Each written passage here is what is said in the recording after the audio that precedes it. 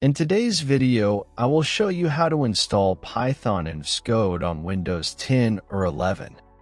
As you can see right now, I don't have Python installed in my machine. So firstly, let's go to Google and search for Python download and click on the first link.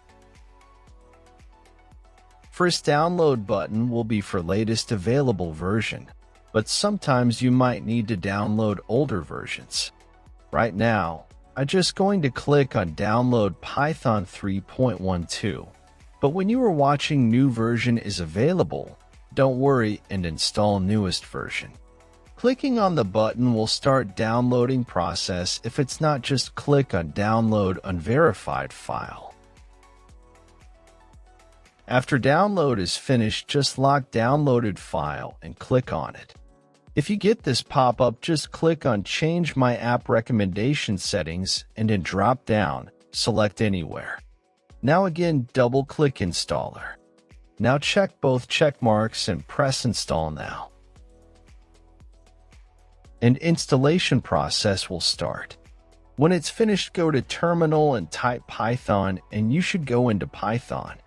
Now you can write Python code as you see my doing. That's mean you have Python installed on your machine. Now we can go to Visual Studio Code, and we need to create Python file with extension py. Now we have pop-up that asks if we want to install recommended extension. I suggest pressing install. It will install Python-related extensions that will help with code suggestion, highlight, and similar things. When installation is completed, we can go back to Python file and write some comm. Then by right-clicking and selecting Run Python file in Terminal, it will run in Terminal and we can see print statement output. I hope this video is helpful. If it was, give it thumbs up and consider helping me reach 1,000 subscribers so I can make more tutorials. Thanks for watching.